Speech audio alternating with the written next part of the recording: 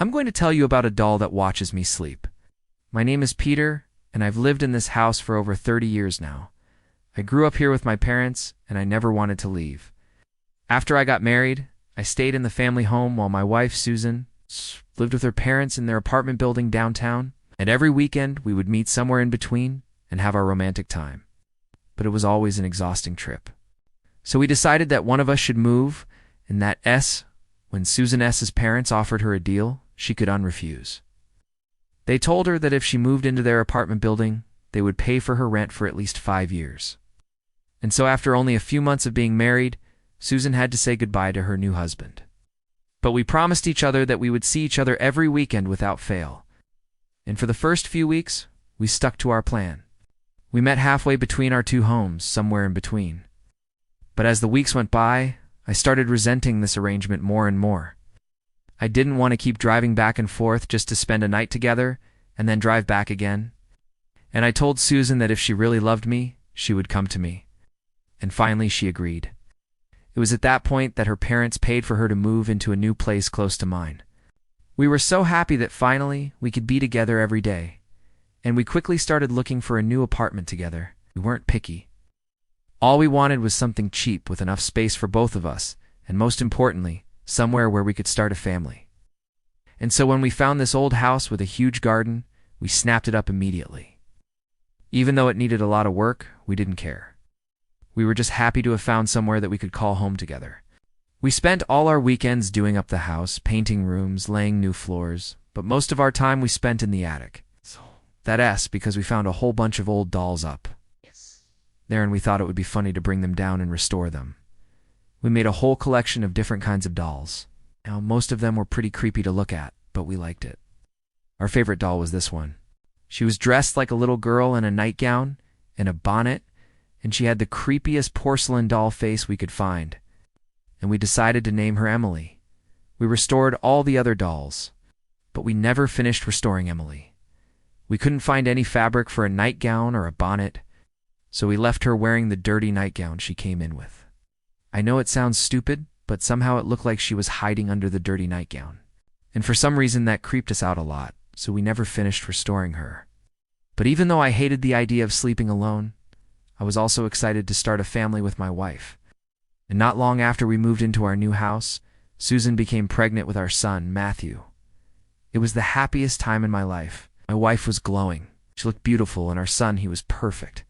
Not long after Matthew was born, Susan stopped working, and she took care of our son while I worked during the day. We were a perfect team. Susan took care of Matthew during the day, and I took care of him at night. I loved those nights. There was nothing better than rocking our baby boy to sleep, and then lying in bed with my wife and our son between us. But as Matthew grew older, it became harder and harder for Susan to get him to sleep. He would cry every single night, sometimes for hours. And I don't want to complain or anything, but taking care of a baby is hard work.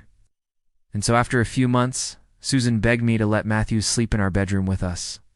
At first I didn't agree. I didn't want our son to get used to falling asleep with us there, but I could see how exhausted my wife was, so I gave in. It wasn't long before Matthew was sleeping through the night, and it was so nice to fall asleep next to my son. He slept right in between my wife and me. The only problem was that he was scared of the dark. Every night he wanted his nightlight turned on, and he wanted to have the door open.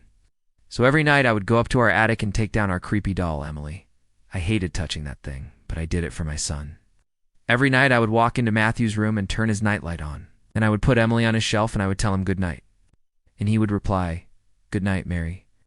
I'd ask him why he called our creepy doll Mary, and he would just laugh.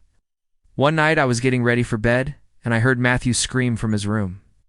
I ran in there and saw that his nightlight was turned off and the cord was hanging out of the socket.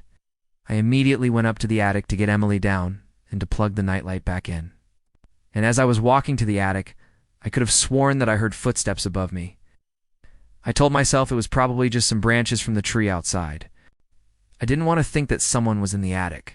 When I walked into Matthew's room, I noticed that the doll was lying on the floor and the nightlight was once again turned off. I plugged the nightlight back in, and as I turned around, I could have sworn I saw the doll blinking at me. I didn't think much of it. I just picked the doll up and returned it to its shelf. and then I tucked Matthew into bed and left the room. That night, I woke up from a nightmare, and I saw that Matthew's nightlight was turned off. I went over to the shelf where I kept Emily, and I realized that the doll was missing. Searched the whole room, but I couldn't find her anywhere. And then I remembered that our window was wide open. Maybe the doll fell out of the window. I went outside to check, but the garden was too dark to search, and so I went back inside and closed the window. The next morning I woke up and I saw that Matthew was crying. I asked him what happened, and he told me that he couldn't find his friend Mary. I asked him what friend Mary, and he pointed at the doll's shelf. At that moment, I knew that my son wasn't just talking about a doll. He had developed an imaginary friend. I wasn't sure if that was normal or not. But as the week went by, I became more and more worried about my son. Every night he would ask me to turn his nightlight on, and every night before I did that I would hear footsteps running around in the attic. Every night when I walked into Matthew's room, I could have sworn that the doll was blinking at me. All weren't. Then one night I had enough. I was getting ready for bed when I heard footsteps running around in the attic.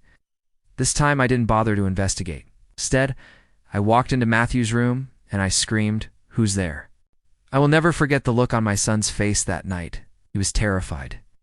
I calmed him down, and I told him that I would stay in his room with him until morning. And then I turned off the lights and waited for whatever was up there to come into the room. It didn't take long. Figures slowly descended from the attic stairs, and as the moonlight shone through the attic window, I could make out the shape of a woman. She walked closer and closer, and then suddenly she jumped onto my bed and landed on top of me. I started screaming for help, and the woman held me down. And then I felt her sharp nails dig into my skin. I tried to fight her off, but she was way stronger than me. And as she leaned in closer, I saw the most horrific sight. Her eyes were completely black. There wasn't a trace of my son or Susan anywhere. And so I want you to take a moment to subscribe. Please don't forget that. Thank you.